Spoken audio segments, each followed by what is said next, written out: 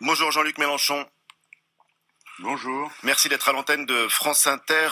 Première question, le président de la République appelait à la mobilisation générale. Est-ce que pour vous, Jean-Luc Mélenchon, on vit un moment de trêve dans la vie politique? Est-ce que l'opposition doit faire bloc derrière l'exécutif ou est-ce qu'au contraire, il faut malgré tout continuer à s'opposer? Comment concevez-vous votre rôle? Alors, c'est clair que c'est une situation pour laquelle on n'a pas de précédent duquel s'inspirer. D'autant que moi je récuse toute cette imagerie guerrière, la guerre, tout ça. Bon, non. L'union sacrée. C'est une épidémie qui met non, alors encore moins. Alors laissez-moi terminer mon propos, Ali Badou, parce que c'est pas simple. Il faut faire preuve de discernement, il faut clarifier. Bon, je n'aime pas le vocabulaire guerrier parce qu'il transpose ce qui est une réalité sociale. Cette épidémie, c'est un fait biologique, mais c'est d'abord un fait social. C'est-à-dire que ça met à nu toutes nos relations sociales, la manière d'organiser la société. Alors, chacun a une responsabilité vis-à-vis de ça. Je pense que nous, en tant qu'opposition, on doit d'abord maintenir le feu de l'esprit critique, du conseil, de la lumière, de ne pas être des inconditionnels. Donc l'union sacrée, si ça veut dire qu'on se sent solidaire de toute personne dans le pays, oui. Mais si ça veut dire que politiquement on se tait par une espèce d'obligation de se mettre en file, alors non. Ça c'est le contraire qu'il faut faire. Il faut continuer à faire vivre la démocratie. Moi, quasiment le premier soir, pour moi c'était l'essentiel. Surtout, pas de silence dans les rangs, parce que si on fait ça, on va éteindre toute possibilité d'idées, de suggestions. C'est un peu ce que je regrette dans le moment, qui nous a conduit cette nuit à voter contre la loi du gouvernement. C'est qu'à la fois, on ne veut pas accabler, crucifier, avoir un mot plus haut que l'autre qui déclencherait des polémiques, mais en même temps, on est obligé de dire les choses. Sinon, on ferait tous preuve d'un silence que je qualifierais de complice. Et il faut dire que bien des mesures ne nous convainquent pas. Ça va pas. Moi, tout à l'heure, j'en parlais justement, bien sûr, oui. Jean-Luc Mélenchon. Alors, donc, une opposition, pour terminer, pour la question d'Ali Badou, une opposition sans acrimonie, hein, c'est pas toujours évident, mais en même temps vigilante et exigeante. Voilà, ça c'est une certitude. Avant de donner la parole à Karine Bécard et à Françoise Fressoz, rapidement, Jean-Luc Mélenchon, est-ce que pour vous, l'exécutif gère bien cette crise sanitaire depuis qu'elle a commencé ? Il ne m'a pas convaincu, vous voyez, je fais attention. Il ne m'a pas convaincu parce que ni dans la préparation où il me semble qu'il y a eu une sous-estimation, ou peut-être l'adhésion à un schéma face à l'épidémie qui se révèle être extrêmement dangereux, qui a consisté à penser que c'était pas si grave que ça et que la population finirait par s'immuniser. Comme il y avait une situation désastreuse au départ, puisqu'il n'y avait plus de stock de masques, plus de tests et rien de tout ça, pour des raisons qui, elles, sont très politiques, puisque ça a été des décisions prises par le pouvoir, que eux-mêmes ont affaibli l'hôpital public, ils se sont dit, on croise les doigts, et on va espérer que, bon, en gros, il y aura des gens malades, le système accueillera les cas les plus graves parce qu'il est capable de le faire, avant de se rendre compte que non, si les Chinois agissaient comme ils le faisaient, c'est parce que c'est une épidémie grave. Maintenant, dans le moment où on parle, c'est pareil, comme ils n'écoutent rien. Alors peut-être parce qu'ils sont épuisés, parce que je sais pas quoi. Mais quand on leur dit les productions essentielles, vous voyez, on dit est-ce qu'il faut arrêter l'économie? Madame Pénicaud dit tout le monde doit aller travailler. Tout ça est absurde. D'un côté, quelqu'un dit il faut tous rester à la maison. De l'autre côté, quelqu'un dit non, il faut tous aller travailler. Alors, quelle est la bonne position? On va en parler de l'économie. Quelle est la l'économie. bonne position? Question de Karine Bécard. Mais avant d'arriver aux questions économiques, d'abord ce qui s'est passé cette nuit à l'Assemblée. En tant que député, vous avez donc voté l'état d'urgence sanitaire. J'aimerais savoir quels sont... Alors expliquez-nous quels sont concrètement, que l'on comprenne bien les pouvoirs finalement ou pas, donc que vous avez accepté de confier à l'exécutif. Et précisément, nous n'avons pas voté le document parce que, d'abord, j'espère que tous les auditeurs ont bien compris, si les bancs sont clairsemés, c'est parce que nous sommes contingentés nous-mêmes, nous avons pris la décision de ne pas être plus de 3 par groupe. C'est ce que j'ai dit justement en commençant l'émission, que les règles d'hygiène et de sécurité s'imposaient aussi à l'Assemblée nationale. Vous êtes 25 en ce moment dans l'hémicycle, à peu près. Voilà, et on se passe, alors nous on a organisé les Insoumis un tour de rôle qui n'a pas été facile à établir parce que il faut prendre la décision de dire qui ne viendra pas. C'est pas simple pour un député de pas venir dans l'hémicycle, mais bon, c'est ma responsabilité de le faire.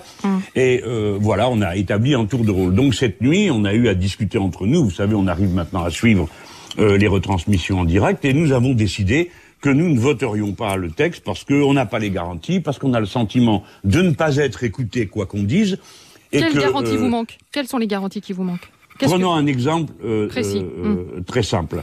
L'état d'urgence sanitaire.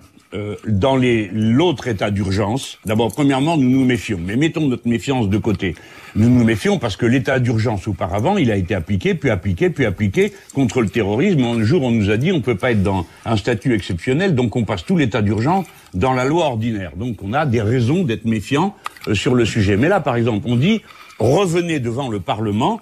Quand vous déclarez l'état d'urgence, revenez, la loi autrefois c'était 12 jours, il étend à 1 mois. Qu'est-ce qui dérange qu'on saisisse immédiatement le Parlement? Mais pour un gouvernement, ça doit être la priorité. Le Parlement, on discute, on échange, nous on fait remonter beaucoup de choses du terrain dans l'ambiance de l'hémicycle. Beaucoup de choses remontent par ça.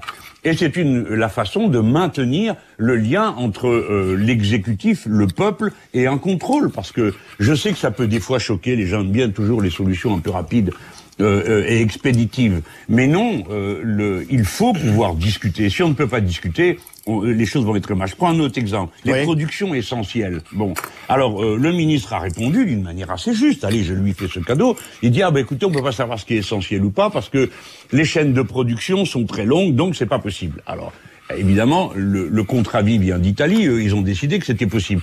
Mais moi, je leur ai dit, je vous comprends, je vous donne raison. Vous pouvez pas, depuis un bureau à Paris, décider comment la production va s'organiser. Donc, faites confiance aux salariés. Parce que eux, ils savent où ils s'approvisionnent. Eux, ils maîtrisent les chaînes d'interdépendance de la production, n'est-ce pas? Donc, demandez aux salariés d'organiser ça. Faites confiance un peu à la base, aux gens, parce que ils vont à la fois être capables de vous dire de quels approvisionnements ils ont besoin, et ils sont capables de dire de quelle manière ils vont organiser de façon sanitairement la plus pointue leur propre protection. Il faut beaucoup faire confiance sur l'intelligence collective et pas seulement de 2-3 personnes excédées, fatiguées, qui ont des décisions terribles à prendre. Question de Françoise Fressoz. Oui, ce qui est un peu limpide de votre intervention, c'est que vous craignez au fond une dérive autoritaire. Est-ce que vous jugez vraiment que la menace existe, ou bien est-ce que c'est parce que depuis le début vous considérez que Emmanuel Macron est un libéral autoritaire? Jean-Luc Mélenchon. Alors il y a deux éléments. Le premier, nous avons commencé par voter le projet de loi de finances. Peut-être avons-nous fait une erreur, parce qu'on s'est dit, bon, on veut rien bloquer, ils ont prévu un certain nombre de choses, on trouvait qu'ils prévoyaient pas grand-chose pour les travailleurs, voire quasiment rien. Quand je dis les travailleurs, vous m'entendez, hein, c'est les gens du commun. Il faut pas seulement s'occuper des prêts aux entreprises, bien sûr c'est important, mais il y a toute la sécurisation sociale des gens, quand on leur garantit leurs revenus, on leur garantit qu'ils ne seront pas expulsés de chez eux, que les loyers sont reportés, etc. Il y a toutes sortes de choses de cette nature à organiser, qui sont pas si compliquées que ça quand on veut s'en préoccuper. Donc, on a peut-être fait une erreur de voter cette loi, parce que du coup, ils se sont dit, ils vont tout voter, par conséquent, on fait ce qu'on veut. Je pense, si vous voulez, que, je ne veux pas employer des grands mots, la tendance autoritaire de ce régime est tout à fait évidente. Mais dans la circonstance, je ne veux pas porter le débat sur un plan, un peu abstrait ou idéologique. Je sais que des gens excédés, fatigués, persuadés que eux savent et que les autres ne savent pas, du fait de l'action qu'ils mènent, cette illusion de la toute-puissance qu'on peut avoir quand on décide. Eh bien, ils sont conduits à ne plus écouter autour d'eux. Et ça, c'est une très grande erreur, et surtout à ne pas faire confiance. Regardez, ça fait 3 jours que ça dure dans les médias. On a l'impression que si on mange de masse dans ce pays, c'est parce que les gens les volent. C'est pas sérieux. Et on manque de masse dans ce pays parce que les mesures ne sont pas prises pour les produits. Mais les vols existent aussi apparemment quand même. Mais les vols existent quand même aussi apparemment. Bien sûr. C'est ça. Parlons des vols, comme ça on parlera pas des gens qui sont aujourd'hui à la direction des affaires et qui ont, eux, décidé d'interrompre les stocks stratégiques. Eux n'ont pas pris les mesures. Il y a un instant sur France Inter, votre chaîne, on entendait quelqu'un dire que dans une mairie payait le textile pour une entreprise pour fabriquer des blouses pour les infirmiers. Ah bon? Donc cette entreprise n'a pas été réquisitionnée? C'est pas l'État qui fournit le tissu? Pourquoi ça doit être le maire? Donc ça montre que les mesures de réquisition, la mesure de nationalisation de cette entreprise qui est à Clermont, qui produit de l'oxygène à usage médical, l'entreprise est fermée parce que l'actionnaire anglais a décidé de la fermer. Il a ses raisons d'actionnaire. Les travailleurs et le syndicat CGT ont dit, si vous nationalisez, nous on retourne au boulot tout de suite et on se met à produire autant qu'il faudra. Donc pourquoi tout ça, ces mesures de réquisition, les mesures de nationalisation, de sécurisation de la situation des salariés ne sont pas prises? Je pense qu'ils continuent à croire que la main invisible du marché va faire le boulot. Alors justement, la main invisible, c'est celle du coronavirus. La seule main invisible, c'est celle du coronavirus. Pardon, je vous ai interrompu, Jean-Luc Mélenchon. Je voulais vous interroger sur une autre dimension de la loi d'urgence sanitaire qui prévoit de revenir temporairement sur certains acquis sociaux. L'organisation de ces congés pour un salarié, les 35 heures, pour participer à l'effort national. Est-ce que c'est, et j'emploie encore cette expression, est-ce que c'est de bonne guerre ou est-ce que ce dispositif-là évoque des risques pour vous? C'est un abus.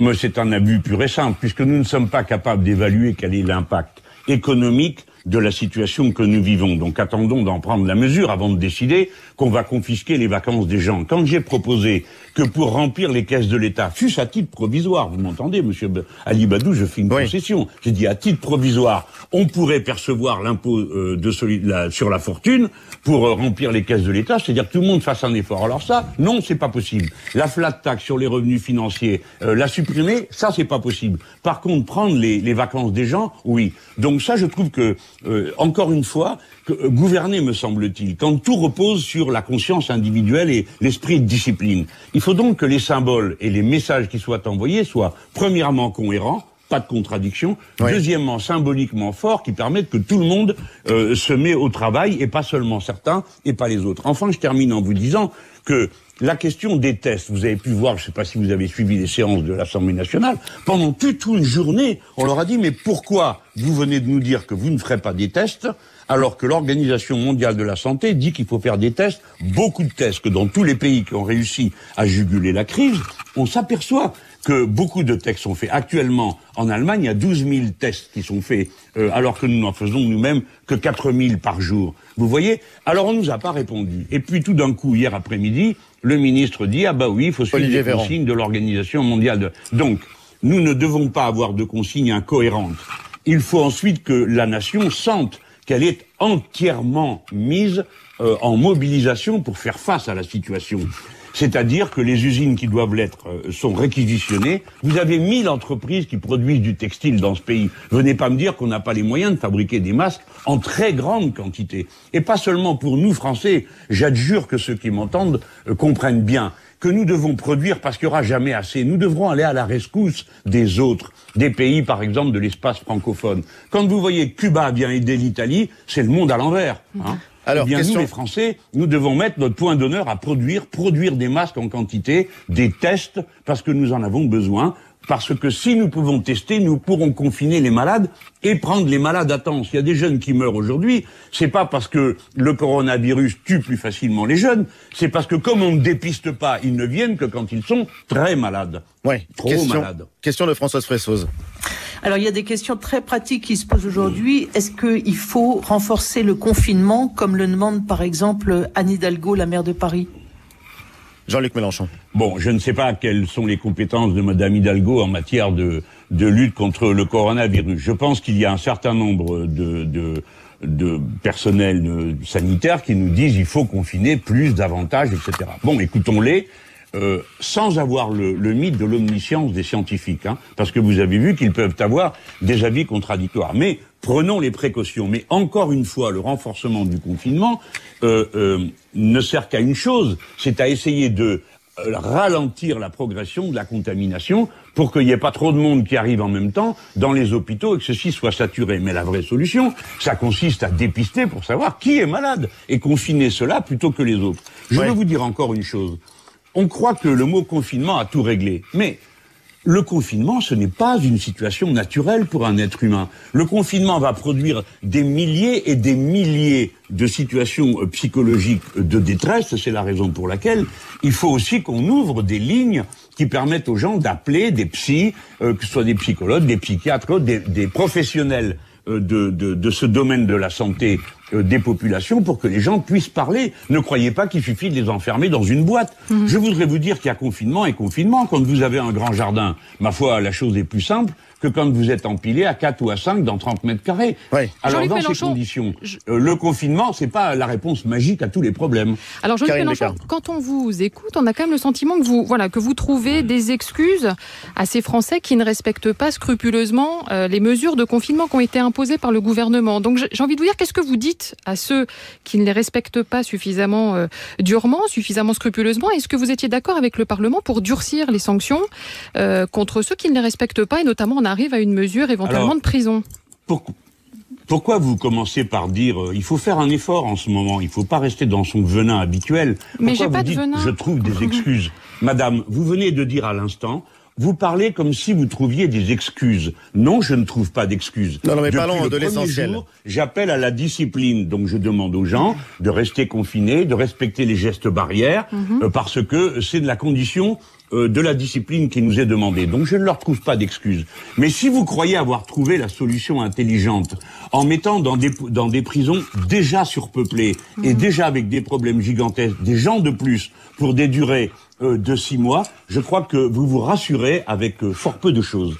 En réalité, la bataille pour la discipline est d'abord une bataille de type politique et psychologique. Il faut que tout le monde soit convaincu qu'on fait pour le mieux. Les gens ont le sentiment que on ne fait pas pour le mieux parce qu'à la fois on leur demande d'aller travailler, on leur dit vous pouvez faire du sport, non vous ne pouvez pas en faire, vous devez rester à la maison, vous devez pouvoir aller dans l'autobus, ça paraît incohérent. Donc j'adjure qu'on m'entende, je ne suis pas en train de faire je suis pas en campagne électorale, hein, d'accord? Non, loin de là. Je suis en train d'essayer de dire par quel moment peut-on s'en sortir, par quels moyens peut-on s'en sortir tous. Justement. Et je demande qu'on réfléchisse à ce que le fondement de la discipline, c'est le consentement à la discipline. Et le consentement à la discipline, on le fait quand les consignes paraissent cohérentes, justes, et demander à tous un effort comparable. Qu'est-ce qui domine pour vous, Jean-Luc Mélenchon, aujourd'hui dans la société française depuis le début de cette crise inédite? Est-ce que c'est la solidarité? Est-ce que ce sont les gestes d'entraide? Ou au contraire, est-ce que ce sont les incivilités, ceux qui ne prennent pas la mesure ou ne veulent pas prendre la mesure de l'épidémie et de ses dangers? Disons que, vous savez, Ali Badou, on verra dans cette circonstance ce qu'on voit tous les jours dans la vie. Vous avez des comportements vertueux, civiques, fraternels, admirables, et puis des comportements qui sont exactement à l'inverse. La question qui se pose pour nous, c'est de savoir comment on peut faire triompher les bons comportements. Moi, je suis frappé par l'extrême générosité qui anime notre peuple, les petites choses de solidarité dans un immeuble, dans une rue. Tout ça me paraît magnifique et je me dis finalement que peut-être j'ai été trop pessimiste en pensant que le néolibéralisme avait, à force d'égoïsme et de discours sur la réussite individuelle, brisé les ressorts de notre peuple. Ce n'est pas vrai, donc encourageons ça. Diriez-vous de travailler. Diriez-vous, Jean-Luc Mélenchon, que Bernard Arnault et LVMH, qui vont produire pour offrir un très grand nombre de masques aux Français et au personnel soignant en particulier, qu'eux aussi participent à cette forme de générosité? On va dire ça pour leur être agréable et puis parce qu'on a dit qu'il fallait pas être acrimonieux, mais enfin c'est pas eux qui produisent les masques mais des salariés. J'espère qu'ils sont bien protégés. Deuxièmement, je découvre donc au passage qu'ils avaient une capacité de production qui n'avait pas été réquisitionnée. Je ne le comprends pas. Alors là, ce n'est pas à eux que je m'en prends, mais à ceux qui dirigent. Oui. Et je trouve exagéré cette manière de faire comme ça de la publicité en cours de route. Comme je l'ai vu hier soir sur les télévisions, on cite les entreprises. Bon, on devrait citer, me semble-t-il, pensez aux braves gens, à ceux qui font. Ils doivent avoir peur d'aller bosser. Bon, il n'y a pas les masques, ils savent pas dans quelles conditions ils vont rentrer, souvent en transport en commun. Oui. Bon, pensons d'abord à tous ces braves gens avant d'aller célébrer les louanges de quelques-uns. Bon, maintenant, s'ils prennent des bonnes décisions, on va pas les décourager, hein. Mais d'abord, rappelons-nous que ceux qui font tourner la maison, ce sont les salariés et que c'est d'eux dont il faut avoir grand soin. Mais il y a aussi les chômeurs. Comprenez-moi, pourquoi je dis tout ça? C'est pas seulement un a priori idéologique. Oui, j'ai un a priori idéologique en faveur des salariés. Mais c'est parce que c'est la condition de la cohésion. Vous ne pouvez pas demander aux gens de faire des choses quand ils ont le sentiment ou que ça ne sert à rien, ou qu'on se moque d'eux, ou que les décisions ne sont pas cohérentes. Par conséquent, il faut avoir d'abord le soin de cela. Et je le rappelle, et là non plus, c'est pas seulement de l'idéologie. Le problème vient toujours par l'endroit que vous avez négligé. Si vous négligez les SDF, si vous négligez les gens qui sont en prison, si vous négligez, je dis pas vous, qui m'écoutez à cet instant, non, mais si on le fait, alors on ouvre une brèche par laquelle le coronavirus passera. Et je pense que tout ça nous rappelle que l'être humain est d'abord un être social. Et que c'est donc cette dimension de son être qu'il faut travailler et méticuleusement organiser. Parce que les gens sont prêts à faire les bons gestes. Mais il ne faut pas leur demander des choses absurdes. Il nous reste peu de temps, Jean-Luc Mélenchon. Oui. Question de Françoise Fresso. Et j'aimerais ensuite vous interroger sur si vous pensez qu'il y aura véritablement un avant et un après, si nous sommes en train de basculer ou si nous devons basculer dans un nouveau monde avec un nouveau modèle économique. Françoise Fresso. Il y a eu beaucoup d'appels cette semaine du gouvernement pour, au fond, qu'on assure un service économique minimum, que les entreprises ne s'arrêtent pas complètement. Et on a vu un certain nombre de syndicats mettre en avant le droit de retrait parce que les salariés n'étaient pas suffisamment protégés. Quel est votre sentiment aujourd'hui? Est-ce qu'il faut assurer un service économique minimum ou est-ce qu'il faut se mettre complètement en retrait? Jean-Luc Mélenchon. Bon, moi je n'ai pas la capacité d'expertise sur les questions sanitaires, je n'ai pas les moyens d'apprécier ce qu'il faut faire, parce que je n'ai pas les services de l'État, j'ai mes réseaux, mes amis, mes camarades, les liens syndicaux. Mais, Madame Fresso, je pense que un certain nombre de productions, sans doute, doivent être maintenues. Regardez l'absurdité de dirigeants qui commencent par vous dire il ne faut pas arrêter l'économie, il faut qu'il y ait un service minimum. Et quand on leur dit lequel, ils disent on ne peut pas l'établir. Donc, tout ça, moi j'ai une autre méthode, je dis, de quoi avons-nous besoin ? De ceci, de cela, il n'y a pas tant de choses que ça dont on a besoin. Donc, quelles sont les usines? Elles sont réquisitionnées. Les salariés qui sont dedans, quelles sont les nécessités des chaînes d'approvisionnement? Tous ceux qui sont dans la chaîne d'approvisionnement sont réquisitionnés, et là, on organise le tour de rôle pour le travail, les conditions de protection, etc., etc. C'est-à-dire qu'on se met dans cette attitude, mais pas les décisions aberrantes que je vois. Regardez, on a dit... Bon, maintenant, faut alléger les horaires des camionneurs pour qu'ils puissent circuler davantage. Parfait. Savez-vous qu'il y a 1 million de contrats de travailleurs détachés dans les transports? Ça signifie que continuellement entrent dans ce pays des gens qui peuvent être contaminés, qui viennent de pays où il n'y a pas de confinement. Vous trouvez ça rationnel? Non, bien sûr. La question est posée. Alors, voilà pourquoi la question de l'organisation, la planification de la production et l'organisation des salariés, en quelque sorte le contrôle des salariés sur la production et l'échange, ne sont pas des mesures idéologiques, mais des mesures de bon sens pratique. Il nous reste très peu de temps, Jean-Luc Mélenchon. Réponse rapide. Est-ce que vous pensez que nous sortirons, que l'après-crise devra être l'avènement ou l'occasion de l'avènement d'un nouveau modèle économique, d'un nouveau modèle d'organisation? Je comprends bien, Ali Badou. D'abord, 2 choses à dire. La première, c'est que je ne les crois pas capables d'organiser le monde d'après, parce que déjà en 2008, au moment de la crise financière, ils avaient parlé, dorénavant, ça sera comme ci et comme ça, on fera plus les mêmes erreurs, la spéculation, c'est fini. Monsieur Sarkozy avait dit, le monde de l'argent roi, c'est fini. Bon, on a bien vu ce qui s'est passé derrière. J'ai donc 0 confiance dans des gens qui ont méthodiquement désorganisé le service public, préféré le marché à toute autre chose, vidé l'hôpital et les budgets de la santé, puisque quand même Monsieur Macron et Madame Buzyn sont responsables de 12 milliards d'économies entre guillemets sur le système public. Je n'ai aucune confiance en eux et j'invite à ce qu'on n'en ait aucune en eux dès lors qu'il s'agit d'organiser les choses autrement. Et le monde d'après, je voudrais qu'il commence maintenant. C'est-à-dire que c'est maintenant qu'on fait de la planification de la production, c'est maintenant qu'on fait de la fraternité, c'est maintenant qu'on en finit avec l'égoïsme social. Mais évidemment, et un changement de modèle, un changement de modèle. Évidemment. Attendez, j'ai pas posé ma question. Un changement de modèle, Jean-Luc Mélenchon, ça commence forcément, par exemple, par un changement institutionnel pour vous, ou non, c'est d'abord économique. Enfin, comment est-ce que vous l'organisez? Comment est-ce que c'est lancé?